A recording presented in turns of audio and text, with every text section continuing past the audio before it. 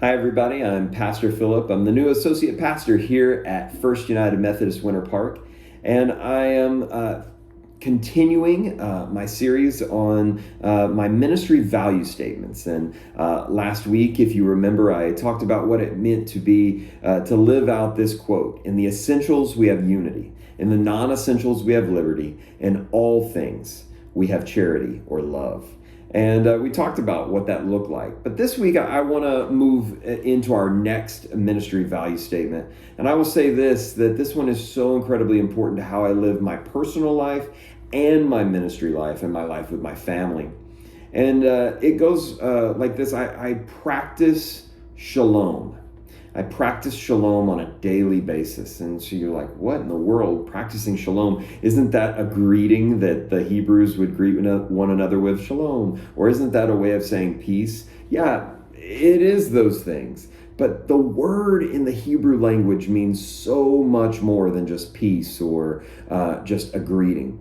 The word shalom really was about being in right relationship with yourself, right relationship with God, right relationship with the other humans around you, and right relationship with the world, the created order around you. We find this story even starting in Genesis 1, where God takes the chaos and orders it and creates something beautiful out of it. And in the middle of this garden that he has ordered, he places a tselem. The Hebrew word tselem is the word that we read as image bearer or image of God. And this image of God is what humans are supposed to be. And when humans are in right relationship with God, and when humans are in right relationship with each other and right relationship with the created order and themselves, they are truly in shalom.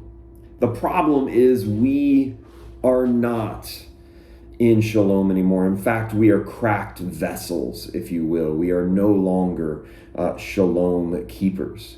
And so, through the power of God and the Holy Spirit working in us, we can now practice living out shalom on a daily basis.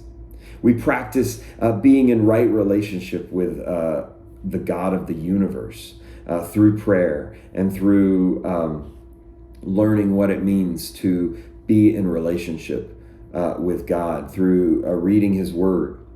We practice what it means to be in right relationship with other humans through the way that Jesus lived out His life, through practicing loving our neighbor and practicing turning the other cheek and giving versus taking, loving versus hating.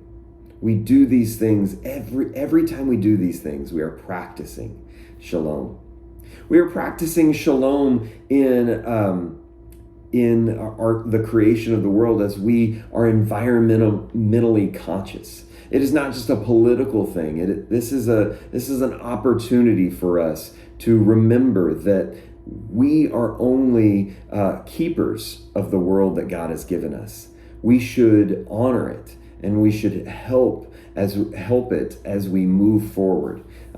This is an area, honestly, that I am struggling with, and I'm trying to work through what it means to be a good keeper of the creation around me, and be a part of that. And finally, being in right relationship with ourselves.